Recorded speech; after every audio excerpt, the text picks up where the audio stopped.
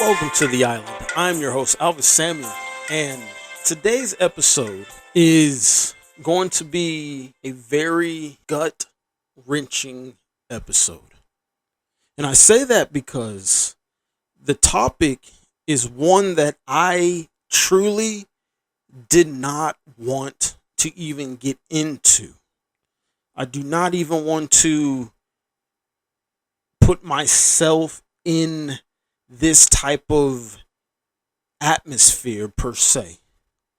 And I say that because of how disturbing and how disgusting all of this is.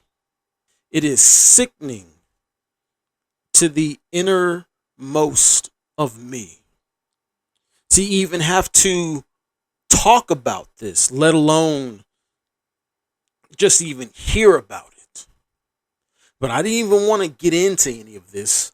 But seemingly there seems to be a push more and more to even get in this. Why is there a push for all of this? I do not know. But I do hope after I read just one of these emails, and I'm only going to read one of them because I do not want to get my soul wrapped in all of this. Like I said, it's disturbing. It is disgusting. It's sickening to my innermost parts to even have to talk about this. So you might be asking yourself, what are you even talking about? Well, the Epstein files. I do not want to even think about this stuff for the simple fact that it hurts those who have children. Myself, I do. When something like this pops up in the news, in a newspaper, online, or something like this, it angers my soul. It angers me because I think of my children and what I would do to a person who would even think about doing any of this stuff to them.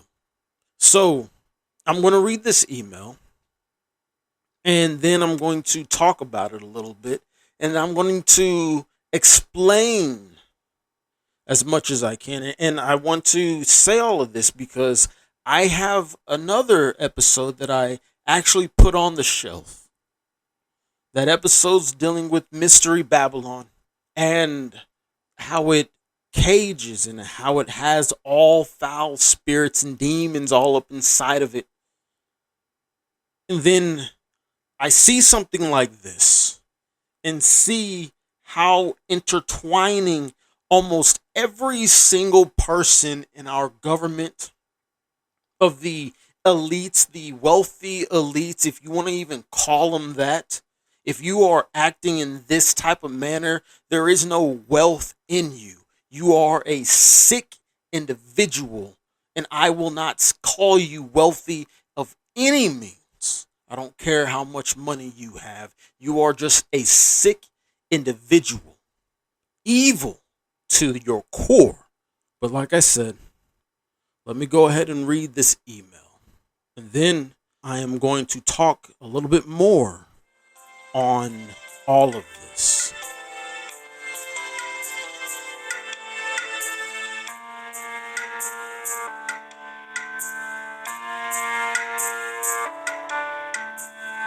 This email was sent from Jeffrey Epstein to a person. Their whole name is redacted. This was sent on Tuesday, July 19th, 2011, 6:13 p.m. And it reads, a person's name, which is redacted, said that she felt God's presence next to her when she was in bed. She knows that Jesus watches over her and he helped save her life. Whoops. That email was sent to another person whose name is redacted. That person whose name is redacted responds by saying this. The response came at 6:18 p.m. on that same day of July 19th, 2011. This person wrote, emailed back, "You should dress up as him when you see her." Now, before I read the rest of this, I'm going to explain that part. This person tells Jeffrey Epstein he should dress up as Jesus Christ when he sees her. Jeffrey Epstein replies, same month, but on the 19th, July 19th, 2011, at 10:20 p.m. Of course, the "Oh, Jesus, I'm coming" trick. That is all we have right now from this email. You have to be a disturbed, demon-possessed, sick individual to suggest something like that to a person. So whoever that person was whose name is redacted, that the government blacked out, is a disturbing individual, and I'm pretty positive that that person still works in the government right now as I speak. And then we already know about Jeffrey Epstein, one sick individual, perv, who is also willing to go along with this, to do whatever only God would know what he wanted to do to this little girl, who her name is also redacted. All because she tells Jeffrey Epstein that she knows Jesus Christ watches over her because he has saved her life. So he wants to manipulate this little girl by dressing up as Jesus the next time he sees her to do only God knows, because of these two sick, disturbing individuals. And like I said, the person who suggested this, their name is also redacted. So that tells me that this person is still in the government right now, working in the government. In other words, like I said, they live in this. This comes off of the heels of a church that got bombarded during a service because people wanted to protest. And yes, that guy, Mr. Don Lemon himself, in the middle, I'm just an investigator. I'm a journalist. I can do this. You can interrupt church services? You want to know who was also interrupting church services because they were investigating, per se? The KKK. Yes, the KKK themselves. That's exactly what they did. They would barge into services, protesting and boycotting and marching and picketing all up, causing all up types of trouble inside churches back then. Then they would leave and burn that church to the ground. I think people need to start understanding what is going on in this country.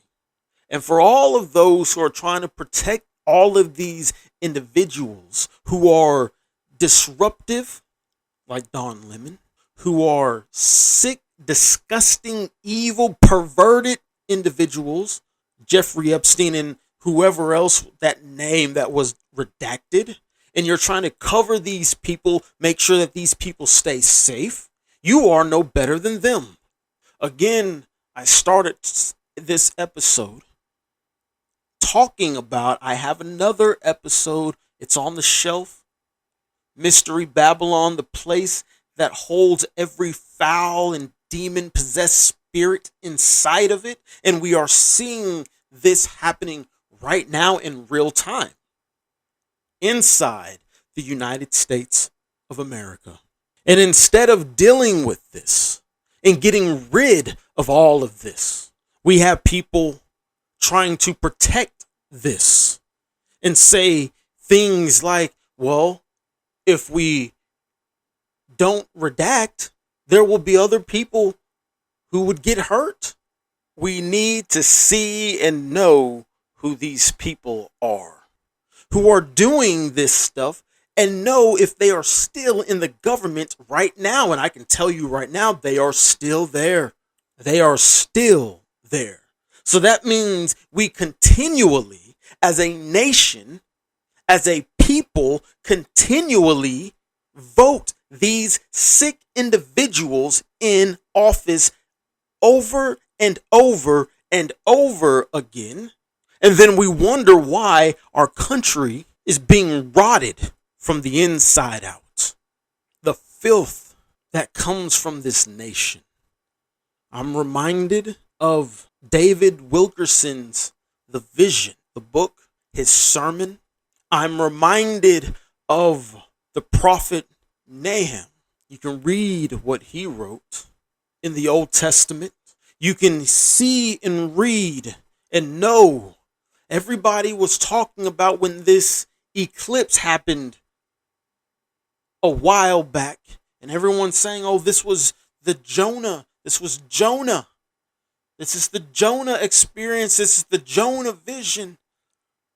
And everyone sat back and watched and waited. And I myself said, if you are seeking something, you're going to seek and get nothing. That is exactly what that means. And nothing happened. But if you keep going and you know about the city of Nineveh, when Jonah sat back and watched from the hill to see God destroy this city, but then nothing happened, and Jonah says to God himself, Jonah says, God, see, I knew you weren't going to do anything because you are a merciful God. And I knew if I would have went in there, you would have just gave them another chance. And here you are, God, giving these guys, these wicked individuals, another chance. And I knew you weren't going to do anything. And it upset Jonah so much. But that is exactly what happened. And now here in the United States, God is giving the United States of America another chance. And what are we doing with that? I won't even answer that right now. What did Nineveh do with that chance? If you read in the book of Nahum, then you will understand and you will know that Nineveh got completely destroyed. Another generation rose up, not caring about the chance that God gave the previous generation before them. And that generation was so wicked, God wiped them off the map. I don't even think we would even see another generation. This will happen with the same generation who saw all of that, who saw nothing happen, who saw that eclipse and nothing happen. This same generation will be the same generation that gets this nation wiped clean because how wicked it is, how perverse it is, how immoral it is. The lust for blood. What do I mean by that? The lust to kill, to murder, to destroy, to take what's not yours. Not that long ago, we saw so many people all over the internet just because their SNAP benefits might get canceled just for a little while because the government was going to shut down and they were staying shut down. They were going to just start robbing people because the government wasn't going to give them what they thought was rightfully theirs. So they thought they were just going to go ahead and start robbing people. What type of perverse and immoral generation does that? You don't get your hand out from daddy government, so you're going to start robbing people who worked their yin yang off to just get that food for their family? Wicked generation. That is what Jesus himself talked about. A wicked generation asked for a sign. They will only get the sign of Jonah. That is exactly what we got. We got nothing. And so we went right back into the wickedness of this nation. And now everyone is saying these Epstein files. This is why I didn't want to talk about the Epstein files, because it's a wicked generation who wants to see these Epstein files. They want to see it. They want to know what's in it. Why? Oh, so we can know. We know which ones are bad in the government, which people are bad. Can't you see that for yourselves without some perv and his files? Do you trust the word of a perverted person? I need you people, you got to understand this stuff. It doesn't take much to know what person in the government is corrupt. Stop voting them in. It's that simple. But yet you want to see a perv's word. You trust the word of a perverted individual. 3 million pages. Over 100,000 photos. Over 20,000 videos. And apparently, there's 3 million more pages on top of the original 3 million. So that comes out to a whopping 6 million emails. And you think that all of this stuff is from the past and these people are no longer in government? They're all still there. Like I said, it doesn't take a rocket scientist to know who is corrupt and a perv in this government. There's a video circulating that was going around during Biden's administration. Joe Biden himself was on stage sniffing and grabbing and groping little kids on stage. All of the cameras was on him. No one said a word. I mentioned this when the talk during Biden's administration was going on about this little girl who had to go over state lines. She's just such a little girl who had to have an abortion. She was only just a kid. And I asked myself, how does that story wind up on the president's desk? One. Out of all the stories, why does that one wind up on his desk? And then to top it off, they knew who got that little girl pregnant. An illegal immigrant. Apparently her uncle, someone in her family did it, some guy in her family. And instead of deporting and getting that trash out of this nation, they opted to get that little girl an abortion. And they let the trash stay inside this nation. And to even put a cherry on top of that, they refused to give the name of the individual, of the grown man who did that to the little girl. No, they wanted everyone to think about the tragedy that she had to go over state lines for an abortion. No, the tragedy was that she was raped by somebody in her family that the government was protecting. That was the tragedy. And instead of getting that trash out of this nation, they opted to let the girl cross state lines to get an abortion, to protect the trash that they wanted to keep in this nation. And now, during the Trump administration, everybody's going all up in arms over all of this stuff. Please spare me of your hypocrisy. You didn't care then. You don't care now. The only thing you care about is your hatred towards the Trump administration and Trump himself. That's all you care about.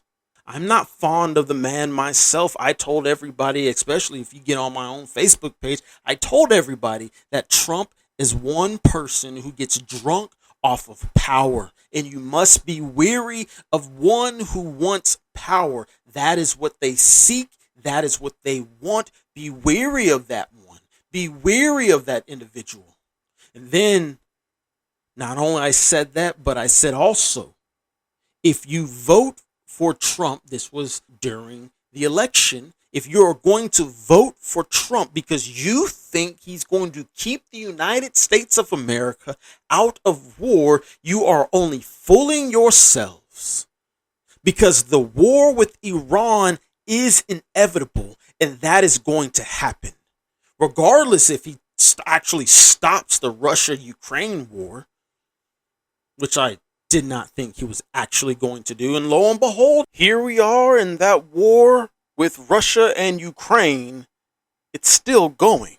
It doesn't take that much to know who is corrupt, who is lacking a moral backbone and who was just downright evil inside the government of the United States of America. And we, the people, keep voting these people back into office. And we wonder why this nation has gone to hell in a handbasket, burning on its way down.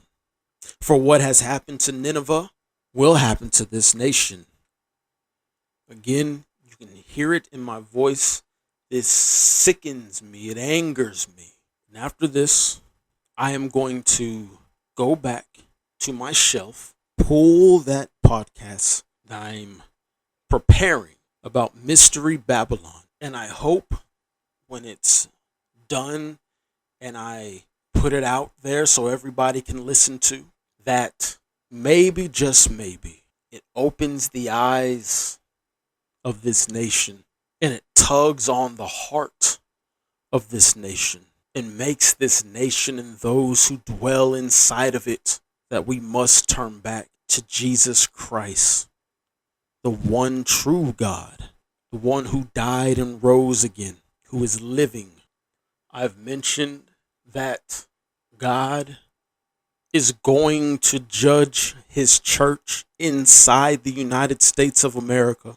And when he is done, then he's going to judge the United States of America's government. He's going to put it all out there so everybody can see, just like he has done and he is continuing to do with the church inside of the United States of America. You're seeing churches separate themselves by one way or another. Some are separating themselves by saying that they only want to talk about the black culture, the white culture, whatever culture. That's what they're hanging their hat on. In other words, that is what they're worshiping. They're separating themselves out. And then you have the government. They are separating themselves out. You can see who it is very clearly. What's next? Very simple. The separation of the people after the church, after the government. It's then the people, the nation itself, the citizens of that nation. Then they get judged.